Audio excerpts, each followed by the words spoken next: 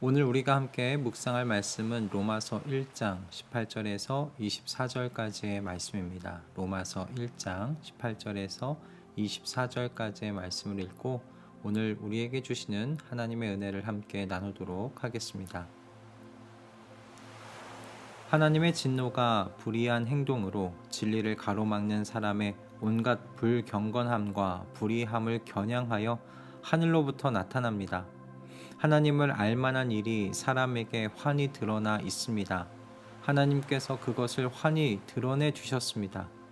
이 세상 창조 때로부터 하나님의 보이지 않는 속성, 곧 그분의 영원하신 능력과 신성은 사람이 그 지으신 만물을 보고서 깨닫게 되어 있습니다. 그러므로 사람들은 핑계를 댈 수가 없습니다. 사람들은 하나님을 알면서도 하나님을 하나님으로 영화롭게 해드리거나 감사를 드리기는커녕 오히려 생각이 허망해져서 그들의 지각 없는 마음이 어두워졌습니다. 사람들은 스스로 지혜가 있다고 주장하지만 실상은 어리석은 사람이 되었습니다. 그들은 썩지 않는 하나님의 영광을 썩어 없어질 사람이나 새나 네발 짐승이나 기어다니는 동물의 형상으로 바꾸어 놓았습니다. 그러므로 하나님께서는 사람들이 마음의 욕정대로 하도록 더러움에 그대로 내버려 두시니 서로의 몸을 욕되게 하였습니다. 아멘. 기독교 사회연구원이라는 곳에서 2022년에 주요 사회 현안에 대한 개신교인과 비개신교인 인식조사를 진행한 적이 있었습니다. 이 조사 안에는 개신교인은 다른 종교에도 구원이 있다고 생각하는가? 라는 그런 질문이 포함되어 있었는데요. 이 질문에 대하여 34%가 그렇다라고 응답했고, 교회 출석자 중에는 4명 중에 1명이 그렇다라고 응답한 것으로 나왔습니다. 그리고 눈에 띄는 수치는 교회에 출석하지는 않지만 그리스도인이라고 생각하는 일명 가나안 성도는 10명 중에 6명이 타 종교에도 구원이 있다고 응답했습니다. 개인적으로 개신교 전체에서 34%에 해당하는 사람들이 타 종교에도 구원이 있다고 답했다는 것이 충격이었습니다. 이런 결과가 나온 데는 우리가 죄의 뿌리에 대하여 느슨하게 생각할 수 있도록 여지를 주었기 때문은 아닐까라는 생각이 들었어요. 언젠가 평생을 선하고 착하게 살며 이웃들에게 피해를 입히지 않고 살았지만 예수 그리스도에 대한 신앙이 없던 지인이 구원을 받을 수 있는가? 이 질문을 어떤 목사님께 물어보는 영상을 본 적이 있습니다. 아마도 그 지인이 이렇게 죽음을 맞이했던 것 같아요. 이 질문 수많은 사람들이 생각하는 매우 민감한 질문이지 않습니까? 그런데 이 목사님께서 매우 단호하게 말했어요. 아무리 매우 높은 수준의 도덕적인 삶을 살았어도 예수 그리스도에 대한 신앙이 없으면, 그를 믿지 않으면 구원은 없습니다. 이 영상에서는 목사님께 여러 번 같은 질문을 반복하면서 물어봤던 이 사람이 결국에는 이렇게 이야기하고 전화를 끊었던 것이 생각이 납니다. 나는 구원이 그럼에도 불구하고 있다고 믿는다. 여러분들은 어떻게 생각하십니까? 어제 우리는 구원하시는 하나님의 능력이 모든 믿는 사람들에게 나타난다고 하는 바울의 이 말씀, 이 성경의 말씀을 묵상했었습니다. 그러므로 여러분, 이 말씀은요, 바로 위에 이 질문을 필연적으로 가지고 오죠. 그렇다면 복음을 믿지 않는 사람에게도 구원은 오는가? 아니, 복음을 믿지 않는 사람에게 구원은 없는가? 라는 이런 질문입니다.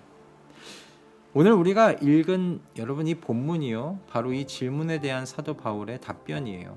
왜 오직 믿는 사람만이 구원을 얻을 수 있는가 하는 거예요. 왜 복음을 믿지 않는 타 종교에는 구원이 없는가 라는, 여러분 이 질문에 대하여 성경은 오늘 이 본문 속에서 답변합니다.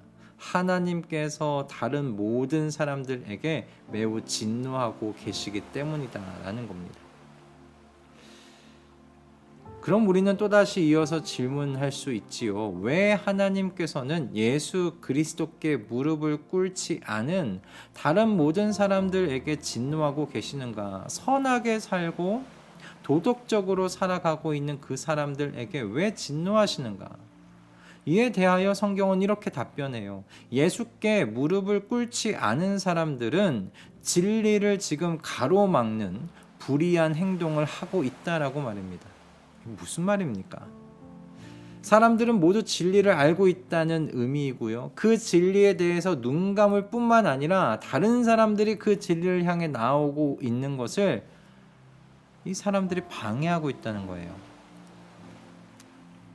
성경은 세상이 우연의 산물이라고 바라보지 않습니다. 이 세상은 분명히 신의 창조물이라고 바라봅니다. 그리고 그 관점에서 이 창조 세계에는요, 하나님의 지문이 덮여 있다고 말하고 있어요.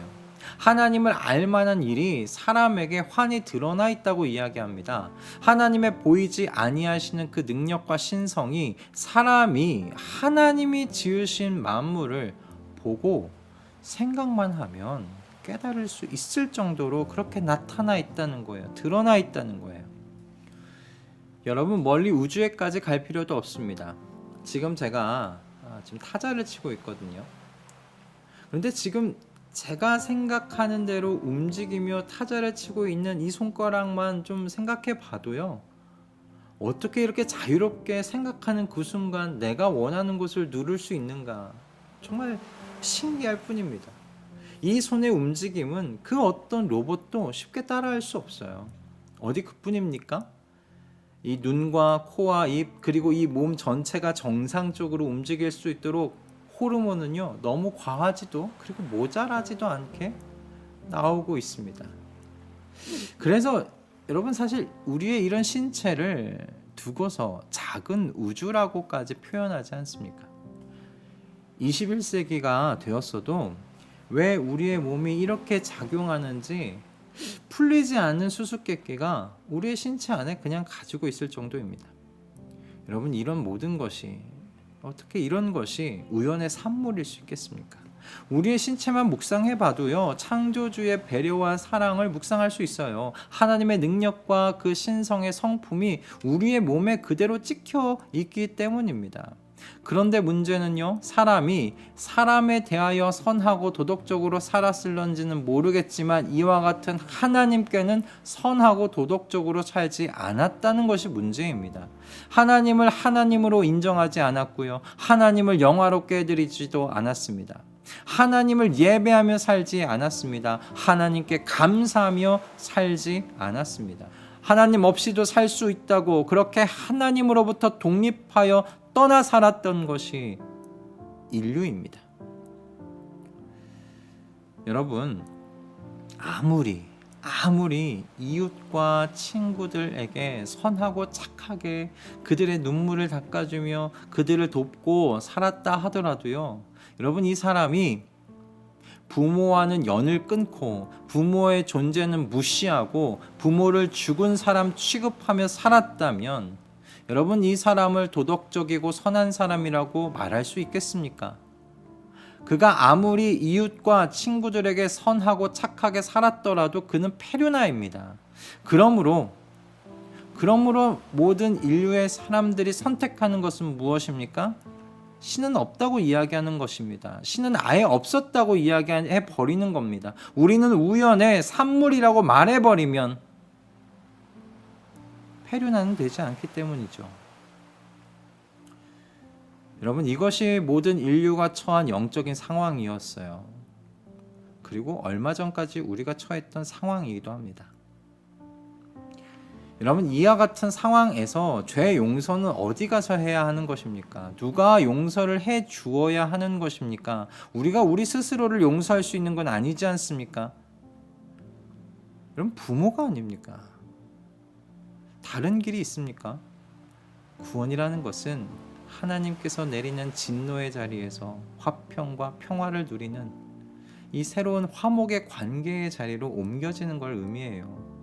진노와 죽음의 어두운 자리에서 하나님의 아들 예수 그리스도로 말미암아 누리는 빛의 자리로 하나님과 다시 부모의 연을 맺고 사랑과 보살핌의 관계 속으로 다시 들어가는 것. 여러분, 그것이 구원입니다.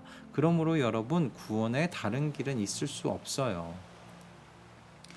베드로 사도의 선포를 그러므로 다시 우리의 마음 가운데 새길 수 있기를 소원합니다.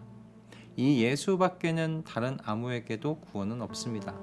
사람들에게 주신 이름 가운데 우리가 의지하여 구원을 얻어야 할 이름은 하늘 아래에 이 이름밖에 다른 이름이 없습니다. 아멘.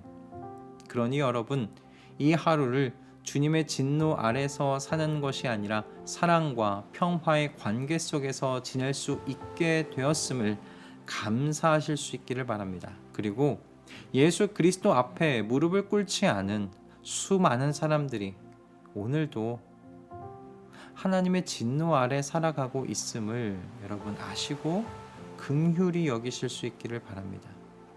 그들이 지금 아무리 웃으며 평화롭게 보일지라도요, 실상은 하나님의 진노 아래에서 지금 살아가고 있다는 것이 영적인 실상입니다.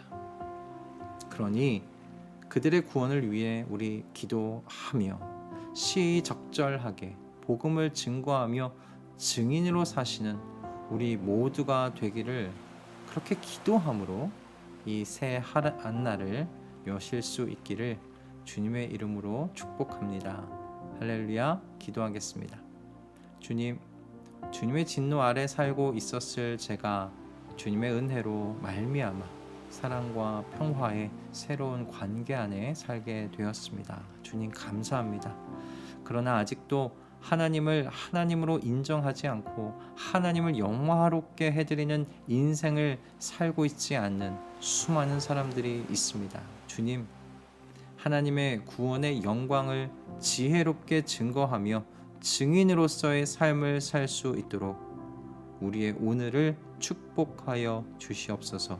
예수 그리스도의 이름으로 기도드립니다.